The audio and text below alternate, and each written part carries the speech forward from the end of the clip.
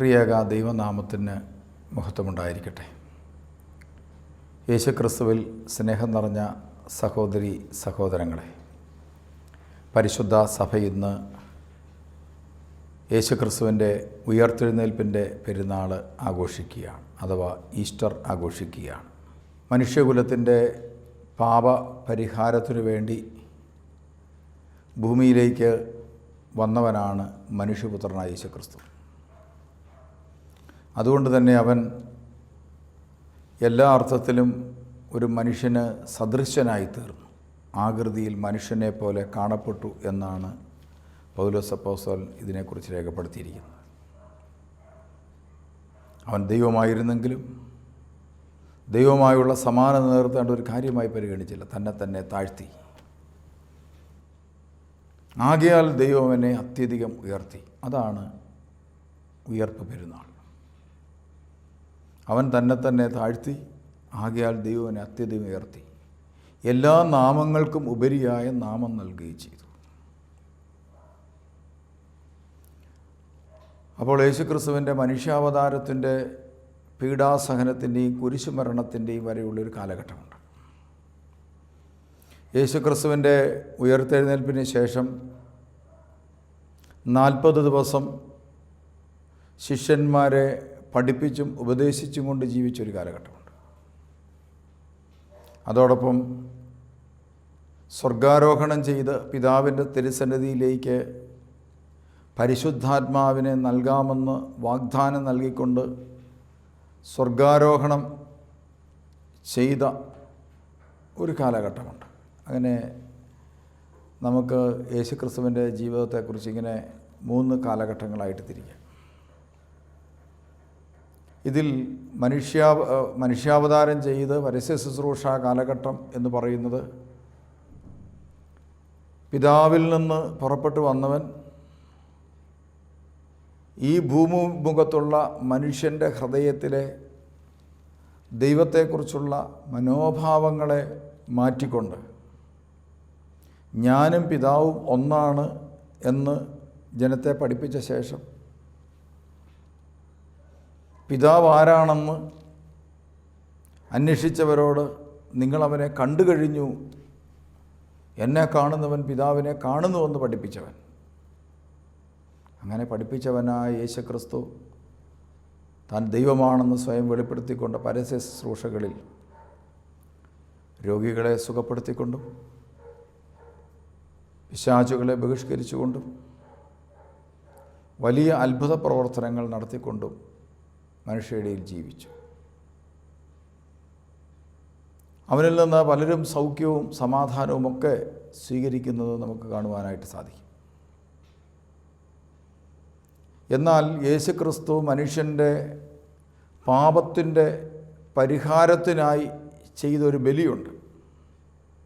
അതാണ് ഭൂമുഖത്തിൻ്റെ മധ്യത്തിൽ അവൻ ക്രൂശിക്കപ്പെട്ടു എന്നുള്ളത്. അങ്ങനെ ഒരു ക്രൂശ് മരണം യേശുക്രിസ്തുവിന് ഉണ്ടായതുകൊണ്ടാണ് അവനൊരു ഉയർത്തെഴുന്നേൽപ്പുണ്ടായത്. എല്ലാ മനുഷ്യൻ്റെയും ജീവിതത്തിൽ പാപത്തെ കീഴടക്കിക്കൊണ്ടുള്ള, തിന്മയെ കീഴടക്കിക്കൊണ്ടുള്ള ഒരു ഉയർത്തെഴുന്നേൽപ്പ് എല്ലാവരും പ്രതീക്ഷിക്കുന്നുണ്ട്. ഓരോ വ്യക്തിയും ഉയർത്തെഴുന്നേൽപ്പ് പ്രതീക്ഷിക്കുമ്പോൾ ആ വ്യക്തി അതിനുവേണ്ടി സമർപ്പിക്കേണ്ട ഒരിടമാണ് ഗോകുൽത്ത എന്ന് പറയുന്നത്, അഥവാ കാൽവറി. എങ്ങനെയാണ് ക്രിസ്തുവിൻ്റെ ജീവിതത്തിൽ കാൽവറി ഉണ്ടായത്? എങ്ങനെയാണ് ക്രിസ്തുവിൻ്റെ ജീവിതത്തിൽ കുരിശും മരണമുണ്ടായത്? അതിന് തൊട്ട് മുമ്പ് നാം കാണുന്നത് നീതിപീഠത്തിൽ നിന്ന് നീതി ലഭിക്കാതെ അന്യായമായ വിധി ഏറ്റുവാങ്ങുന്ന ക്രിസ്തുവിനെയാണ് നാം നോക്കിക്കാണുന്നത്. സത്യത്തിൽ അവൻ്റെ വ്യക്തിഗത ജീവിതത്തിൽ അവന് അറസ്റ്റ് ചെയ്യപ്പെടുന്നത് ഒരു രാത്രിയിലാണ്. രാത്രിയിൽ ഒരു വ്യക്തിയെ അറസ്റ്റ് ചെയ്യാൻ പാടില്ല എന്നൊരു നിയമമുള്ളപ്പോൾ അവൻ അങ്ങനെയാണ് അറസ്റ്റ് ചെയ്യപ്പെട്ടത്. അതുപോലെ അവൻ്റെ മേൽ കുറ്റപത്രമില്ലാതെയാണ് അവൻ പിടിക്കപ്പെട്ടത്. വിധിക്കാൻ അർഹതയില്ലാത്തവൻ്റെ മുമ്പിൽ രാത്രിയിൽ അവനെ കൊണ്ടുപോയി വിധി നടപ്പാക്കാൻ നോക്കി. മരണശിക്ഷയ്ക്ക് വിധിക്കാൻ അവർക്കാവാത്തതുകൊണ്ട് പീലാത്തോസിൻ്റെ മുമ്പിലേക്ക് അവനെ കൊണ്ടു.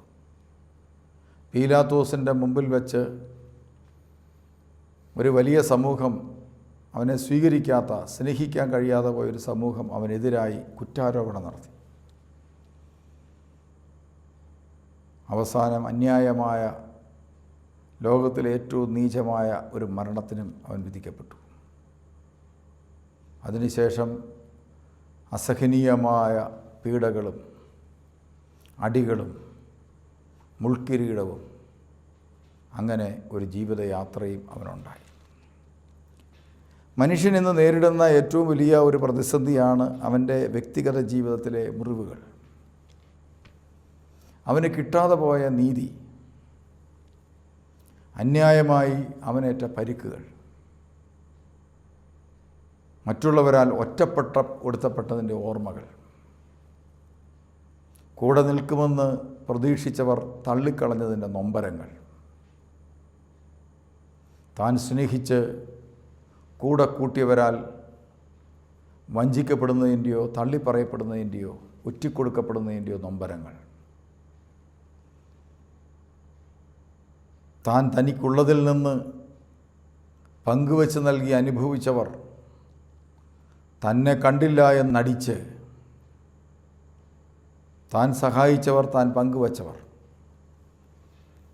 തന്നെ കണ്ടില്ലെന്ന് നടിച്ച് മുഖം തിരിക്കുന്നത്, എന്തുമാത്രം സങ്കടപ്പെടുത്തുന്ന വേദനകളുടെയും മുറിപ്പാടുകളുടെയും ഓർമ്മകളാണ് നമ്മുടെ ജീവിതത്തിലുള്ളത്. ഞാൻ ഏകദേശം 2000 മുതൽ 2022 വരെ 22 വർഷം തുടർച്ചയായിട്ട് സങ്കടപ്പെടുകയും വേദനിക്കുകയും ഒറ്റപ്പെടുകയും മുറിവേൽക്കപ്പെടുകയും ചെയ്ത മനുഷ്യരുടെ മുഖം കണ്ടുകൊണ്ടാണ് ഓരോ ദിവസവും മുന്നോട്ട് പോകുന്നത്. അവരുടെ എല്ലാം ജീവിതത്തിൽ അവർക്ക് പറയാനുള്ളത് കിട്ടാതെ പോയതിനെക്കുറിച്ചാണ്, അതോടൊപ്പം മുറിവേറ്റതിനെക്കുറിച്ചും സങ്കടപ്പെടുന്നതിനെക്കുറിച്ചുമാണ്. ഒരുപക്ഷെ ഇന്ന് ഈ പെസഹ പെരുന്നാളിൽ ഉയർത്തെഴുന്നേൽപ്പിൻ്റെ സന്തോഷം സഭ ആചരിക്കുമ്പോൾ ആ സന്തോഷം നെഞ്ചിൽ പേറാൻ പറ്റാതെ സങ്കടപ്പെടുന്ന മനുഷ്യർ ഒരുപക്ഷെ ഉണ്ടാവാം. ഞാൻ മുൻപ് സൂചിപ്പിച്ച കാറ്റഗറിയിൽ പെട്ട മനുഷ്യർ,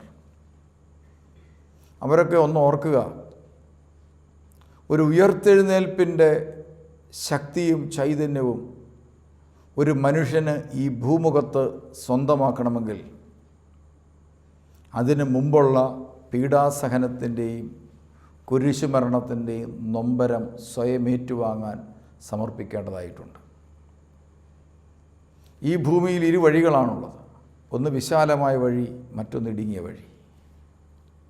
മറ്റൊരു വിധത്തിൽ പറഞ്ഞാൽ പീഡനമേൽക്കുന്നവൻ്റെ വഴിയും പീഡിപ്പിക്കുന്നവൻ്റെ വഴിയും, ചൂഷണം ഏൽക്കുന്നവൻ്റെ വഴിയും ചൂഷണം ചെയ്യുന്നവൻ്റെ വഴിയും,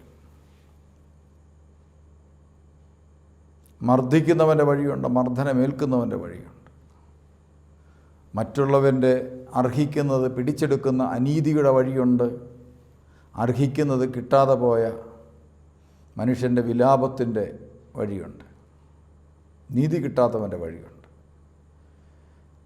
അങ്ങനെ എപ്പോഴും മനുഷ്യ ജീവിതത്തിൽ 2 വഴികൾ നിൽക്കുമ്പോൾ ഞാനിപ്പോൾ ഏതു പാതയിലാണ് എന്ന് ചിന്തിക്കാൻ നമുക്ക് സാധിക്കണം. മറ്റുള്ളവനെ നൊമ്പരപ്പെടുത്തുന്ന, അവനെ ചൂഷണം ചെയ്യുന്ന, അവനെ വേദനിപ്പിക്കുന്ന, അവനർഹതമായതുപോലും തട്ടിയെടുക്കുന്ന വഴിത്താരയിലാണ്. നാം ഒന്ന് ആലോചിച്ച് നോക്കിയാൽ നാം ആർജിക്കുന്ന അപ്പവും ആഹാരവുമൊക്കെ അനീതിയുടേതാണോ, ചൂഷണത്തിൻ്റേതാണോ, കൈക്കൂലിയുടേതാണോ എന്ന് നാം നോക്കണം. എങ്കിൽ ഈ ഭൂമുഖത്തെ ഈ കാലഘട്ടത്തിലെ ക്രിസ്തുവിനെ ക്രൂശിച്ചവരുടെ പക്ഷത്താണ് നാം. ക്രിസ്തുവിനെ ക്രൂശിച്ചവരുടെ നാമങ്ങളും പേരുകളുമൊന്നും പിന്നീട് അധികകാലം നിലനിന്നില്ല. ഒരിക്കൽ ഞാൻ വിശുദ്ധ നാട് സന്ദർശിക്കാൻ പോയപ്പോൾ അവിടെ ഹെരോദാവിൻ്റെ കൊട്ടാരം കാണാനിടയായി. സത്യത്തിൽ അവിടെ ഒരു തൂണല്ലാതെ മറ്റൊന്നും ബാക്കിയില്ല, എല്ലാം തകർന്നടിച്ച് കിടക്കുന്നു. എന്നാൽ യോഹന്നാൻ സ്നാപകൻ്റെ തല സംസ്കാരം ചെയ്തിരിക്കുന്ന ഒരു ദേവാലയത്തിൽ ചെല്ലാനിടയായി. മുഴുവൻ സമയവും പ്രാർത്ഥനകൾ ഉയരുന്ന ഒരു ദേവാലയമാണ് അവിടെ കാണാൻ സാധിച്ചത്. നീതി കിട്ടാതെ പീഡിപ്പിക്കപ്പെട്ടവനും അനേകർക്ക് നീതി കൊടുക്കാതെ പോയവരുടെ 2 പേരുടെ സ്ഥലങ്ങൾ നമ്മൾ പരിശോധിക്കുമ്പോൾ, അവരുടെ ഇടങ്ങൾ പരിശോധിക്കുമ്പോൾ രണ്ടും വ്യത്യസ്തമായ അനുഭവങ്ങളാണ് നൽകുന്നത്. അതുകൊണ്ട് നാം ഓർക്കുക, നാം ഏത് പക്ഷത്താണ് നിൽക്കുന്നത്? ക്രിസ്തുവിനെ ക്രൂശിച്ച, നിരപരാധികളെ ക്രൂശിച്ചവരുടെ പക്ഷത്താണോ? അതോ മറ്റുള്ളവരാൽ ക്രൂശിക്കപ്പെട്ടവൻ്റെ അവസ്ഥയിലാണ്? ഇതിലേത് അവസ്ഥയിലാണ് ഞാൻ നിൽക്കുന്നത് എന്ന് നാം നമ്മെ തന്നെ ആത്മശോധന ചെയ്യേണ്ട ഒരു പെരുന്നാളാണ് ഉയർത്തെഴുന്നേൽപ്പിൻ്റെ പെരുന്നാൾ.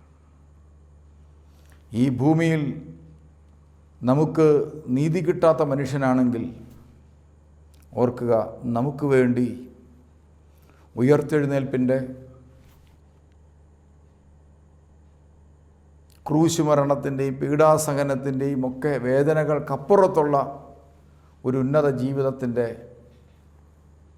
അനുഭവം നമുക്ക് വേണ്ടി കാത്തിരിപ്പുണ്ട്. ആ അനുഭവത്തിന് നാം വിളിക്കുന്ന പേരാണ് ഉയർത്തെഴുന്നേൽപ്പ് അഥവാ ഈസ്റ്റർ എന്ന പെരുന്നാൾ. ഇത് വേദനിക്കുന്നവൻ്റെ പെരുന്നാളാണ്, സങ്കടപ്പെടുന്നവൻ്റെ പെരുന്നാളാണ്, ചൂഷണങ്ങൾ ഏറ്റുവാങ്ങിയവൻ്റെ പെരുന്നാളാണ്. അവന് പ്രതീക്ഷകൾ നൽകുന്ന ദിവസമാണ് ഈസ്റ്റർ എന്ന് പറയുന്ന പെരുന്നാൾ.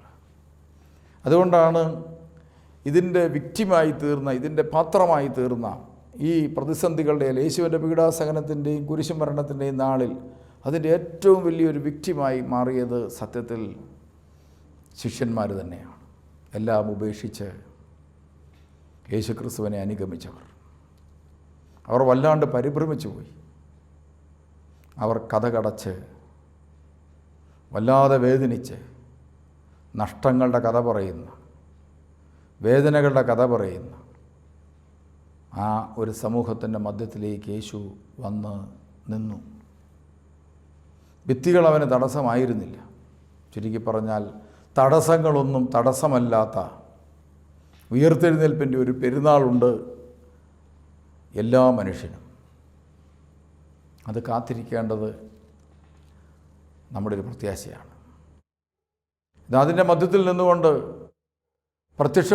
അവരുടെ മധ്യത്തിൽ പ്രത്യക്ഷപ്പെട്ടുകൊണ്ട് യേശു പറഞ്ഞു, നിങ്ങൾക്ക് സമാധാനം.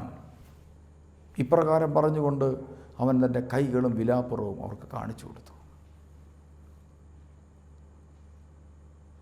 അപ്പോൾ ക്രിസ്തുവിൻ്റെ സമാധാനവും സന്തോഷവും കൊണ്ട് തങ്ങളുടെ ജീവിതത്തിലെ കഷ്ടനഷ്ടങ്ങളെയും മുറിവുകളുടെയും വേദനകളുടെയും ഓർമ്മകളെ സുഖപ്പെടുത്താൻ കഴിയുക എന്നുള്ളത് ഇന്നത്തെ പെരുന്നാളിൻ്റെ ഒരു പ്രത്യേകതയാണ്. ഈസ്റ്ററിൻ്റെ ഒരു അനുഗ്രഹമാണത്. ഇപ്രകാരം പറഞ്ഞുകൊണ്ട് തൻ്റെ കൈകളും വിലാപ്പുറവും കാണിച്ചു കൊടുത്തു. ആ കൈകളിൽ മുറിപ്പാടുകളുണ്ടായിരുന്നു. എന്നാൽ ആ മുറിപ്പാടുകൾ വേദനകൾക്കപ്പുറത്ത് വേദനിക്കുന്നവന് ആശ്വാസം നൽകുന്ന മുറിപ്പാടുകളായിരുന്നു. എന്നിട്ട് തൻ്റെ ശിഷ്യന്മാർ പറഞ്ഞു, നിങ്ങൾക്ക് സമാധാനം. ഒരു കാര്യം കൂടി ക്രിസ്തു ഓർമ്മിപ്പിച്ചു, എൻ്റെ പിതാവ് എന്നെ അയച്ചതുപോലെ ഞാൻ നിങ്ങളെ അയക്കുന്നു എന്ന് പറഞ്ഞാൽ അതിൻ്റെ അർത്ഥം നിങ്ങളുടെ വഴിയാത്രയിൽ നിങ്ങളെ വിധിക്കുന്നവരുടെയും നിങ്ങളെ ഒറ്റിക്കൊടുക്കുന്നവർ, നിങ്ങളെ ഒറ്റപ്പെടുത്തുന്നവർ, കൂടെ നിൽക്കാമെന്ന് പറഞ്ഞ് ജീവിതത്തിൽ നിങ്ങൾ പങ്കുവച്ചതിൽ നിന്ന് അനുഭവിച്ചവർ, മുഖം തിരിക്കുന്ന ഒരു കാലഘട്ടത്തിലൂടെയുള്ള നടപ്പിന് വേണ്ടി നിന്നെയും അയക്കുന്നു. അതെന്തിനാണ്? ആ വഴിയാത്രയിൽ വേദനിക്കുന്ന മനുഷ്യൻ ഓർക്കുക, നിനക്ക് മുമ്പിൽ കാത്തിരിക്കുന്നു ഉയർത്തെഴുന്നേൽപ്പ് ആഘോഷിക്കാൻ വേണ്ടിയിട്ടാണ് ഈ വേദനപ്പെടുത്തുന്ന പീഡാസഹനത്തിൻ്റെ സങ്കടപ്പെടുത്തുന്ന ഓർമ്മകളിലൂടെയൊക്കെ ഉള്ള യാത്ര എന്ന് പറയുന്നത് നിൻ്റെ ഉയർത്തെഴുന്നേൽപ്പിന് വേണ്ടിയുള്ള യാത്രയാണ്. എൻ്റെ പിതാവ് എന്നെ അയച്ചതുപോലെ ഞാൻ നിങ്ങളെ അയക്കുന്നു. അതുകൊണ്ട് നമ്മുടെ ജീവിത വഴിയാത്രയിൽ സഹനങ്ങളുടെയും വേദനകളുടെയും മുള്ളുകളുടെയും വഴിയിലൂടെയാണ് നാം കടന്നു പോകുന്നതെങ്കിൽ ഒരു കാര്യം നമ്മുടെ ജീവിതത്തിൽ നമുക്ക് അടയാളപ്പെടുത്താം. ഇതാ, ഞാൻ ഇന്ന് ക്രിസ്തുവിൻ്റെ പാതയിലാണ്. 1 യോഹന്നാൻ 2:6 യേശു പറഞ്ഞു, അവനിൽ വസിക്കുന്നുവെന്ന് പറയുന്നവൻ അവൻ നടന്ന വഴിയിലൂടെ നടക്കണം. അത് സഹനങ്ങളുടെ വഴിയാണ്. മറ്റുള്ളവരാൽ ചൂഷണം ചെയ്യപ്പെടുന്ന, വേദനിക്കുന്ന, സങ്കടപ്പെടുത്തുന്ന ഒരു വഴിയാണ്. ആ വഴിയാത്രയിൽ ജീവിക്കുന്ന മനുഷ്യർ നിരാശപ്പെടരുത്. ഇന്ന് രാത്രി ഈ പെരുന്നാൾ ആഘോഷിക്കുമ്പോൾ ഇങ്ങനത്തെ ഒരു വേദനിക്കുന്ന വഴിയാത്രയിലാണെങ്കിൽ നിങ്ങളുടെ ജീവിതത്തെ അടയാളപ്പെടുത്തുക, ഇത് ക്രിസ്തുവിൻ്റെ വഴിയിൽ തന്നെയാണ് ഞാൻ. എങ്കിൽ അധികം താമസിയാതെ പീലാത്തോസിൻ്റെ പടി കടന്ന് ഞാൻ എത്താൻ പോകുന്നത് ഗോകുൽത്തായിലാണ്. ഗോകുൽത്തായ്ക്കപ്പുറത്ത് പുതിയൊരു ലോകമുണ്ട്. അവിടെ നിന്ന് ഒരു പുതിയ വെളിച്ചം, മരണത്തെ അതിജീവിച്ചവൻ്റെ ലോകത്തു നിന്ന് ഒരു വെളിച്ചം. അതാണ് ഈസ്റ്റർ അഥവാ ഉയർത്തെഴുന്നേൽപ്പിൻ്റെ പെരുന്നാൾ, കെംത എന്ന പെരുന്നാൾ. ആ പെരുന്നാൾ നമ്മളെ മാടി വിളിക്കുകയാണ്. ആ പ്രത്യാശ നമ്മളെ മാടി വിളിക്കുകയാണ്. നമ്മുടെ പരിപരുത്ത വഴിത്താരയിലൂടെ, ഇടുങ്ങിയ വഴിത്താരയിലൂടെ നമ്മുടെ യാത്രയിൽ നമ്മുടെ ജീവിതത്തിൻ്റെ ശക്തി, നമ്മുടെ ജീവിതത്തിൻ്റെ ചൈതന്യം എന്ന് പറയുന്നത് ഈ ഉയർത്തെഴുന്നേൽപ്പിൻ്റെ പെരുന്നാളാണ്. അതുകൊണ്ടാണ് പരിശുദ്ധ സഭയിലെ ഏറ്റവും വലിയ പെരുന്നാളായി സഭ ആഘോഷിക്കുന്നത് ഉയർത്തെഴുന്നേൽപ്പ്. ഒരു ക്രൈസ്തവനെ സംബന്ധിച്ചിടത്തോളം അവൻ്റെ ജീവിതത്തിൽ ആഘോഷിക്കേണ്ട ഏറ്റവും വലിയ പെരുന്നാൾ ഉയർത്തെഴുന്നേൽപ്പിൻ്റെ പെരുന്നാളാണ്. ആ പെരുന്നാൾ ആഘോഷിക്കുന്ന നമുക്ക് നാം യാത്ര ചെയ്തുകൊണ്ടിരിക്കുന്ന വഴിയാത്രയിൽ നാം ഏത് വഴിയിലൂടെയാണ് എന്നത് നിർണ്ണയിക്കാം. ആരെയെങ്കിലും ചൂഷണം ചെയ്തോ, പീഡിപ്പിച്ചോ, മുറിപ്പെടുത്തിയോ, സങ്കടപ്പെടുത്തിയോ ഉള്ള വഴിയാത്രയാണെങ്കിൽ നമുക്ക് വഴി മാറി യാത്ര ചെയ്യാൻ തീരുമാനമെടുക്കാം. മറ്റുള്ളവരാൽ ചൂഷണം ചെയ്തും വേദനിക്കപ്പെട്ടും ചതിക്കപ്പെട്ടും വഞ്ചിക്കപ്പെട്ടും ഒറ്റിക്കൊടുക്കപ്പെട്ടുമുള്ളൊരു വഴിയാത്രയാണെങ്കിൽ നിന്നെ വേദനിപ്പിച്ചവരിലേക്കും നിന്നെ മുറിവേൽപ്പിച്ചവരിലേക്കും നോക്കാതെ ഇതാ മുന്നോട്ട് നോക്കുക. നിൻ്റെ മുമ്പിൽ ഒരു കാൽവറിയും കാൽവറിയിലെ രക്തമൊഴുക്കുന്ന പാടുകളും നമുക്ക് കാണാൻ സാധിക്കും. അതിനപ്പുറത്ത് വല്ലാത്തൊരു വെളിച്ചമുണ്ട്. നമ്മെ മാടി വിളിക്കുന്ന വലിയൊരു വെളിച്ചം. കല്ലറകൾ തകർന്നടിഞ്ഞ് വീഴുന്ന ഒരു വെളിച്ചം. കല്ലറകൾക്കുള്ളിൽ നിന്ന് ഉയർത്തെഴുന്നേറ്റ് ഇതാ പിതാവിൻ്റെ തിരുസന്നിധിയിലേക്ക് പോയവനിൽ നിന്ന് നമ്മുടെ മുഖത്തേക്ക് എപ്പോഴും തെളിഞ്ഞുകൊണ്ടിരിക്കുന്ന വെളിച്ചം. ആ ദീപത്തിലേക്ക് നോക്കിയുള്ള ആ യാത്രയാണ് സത്യത്തിൽ ഇതൊരു തീർത്ഥയാത്രയാണ്. അതാണ് സഭ.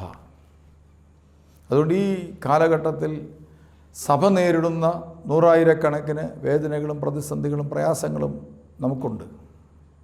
കുടുംബങ്ങൾ നേരിടുന്ന പ്രതിസന്ധികളുണ്ട്. വ്യക്തികൾ നേരിടുന്ന പ്രതിസന്ധികളുണ്ട്.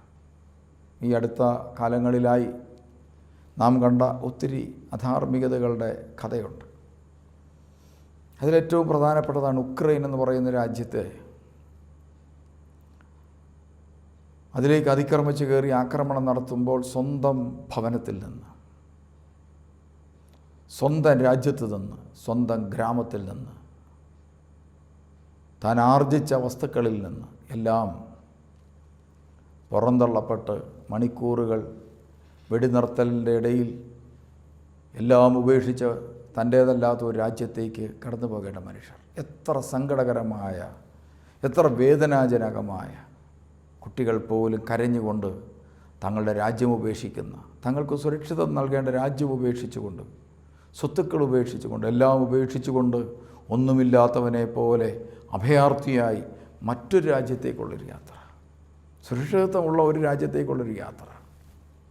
അവിടെ പ്രവേശിക്കുന്നതോടുകൂടി സ്വീകരിക്കാൻ ചില കരങ്ങൾ.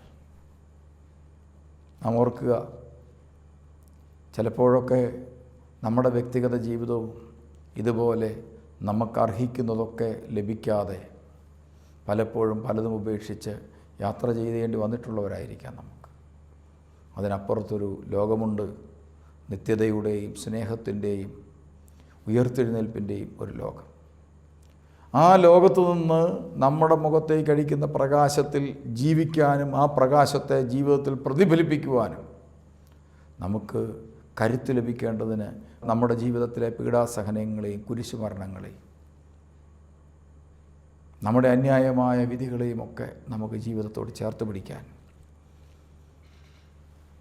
അതൊരു സൗഖ്യമാക്കി മാറ്റുവാൻ നമുക്ക് കഴിയട്ടെ എന്ന് പ്രത്യേകമായി പ്രാർത്ഥിക്കുകയും ആശംസിക്കുകയും ചെയ്തുകൊണ്ട് എല്ലാവർക്കും യേശുക്രിസ്തുവിൻ്റെ ഉയർത്തെഴുന്നേൽപ്പിൻ്റെ പെരുന്നാൾ ആഘോഷിക്കുന്ന ഈ അവസരത്തിൽ ഈസ്റ്റർ ആശംസകൾ പ്രത്യേകമായിട്ട് നേരുന്നു. ദൈവം നിങ്ങളെ സമൃദ്ധമായി അനുഗ്രഹിക്കട്ടെ എന്ന് പ്രത്യേകമായി പ്രാർത്ഥിക്കുന്നു.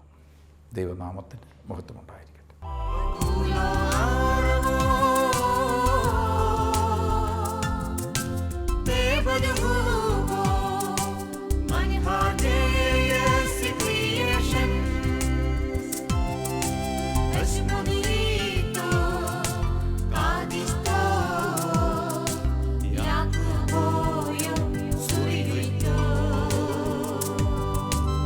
Somebody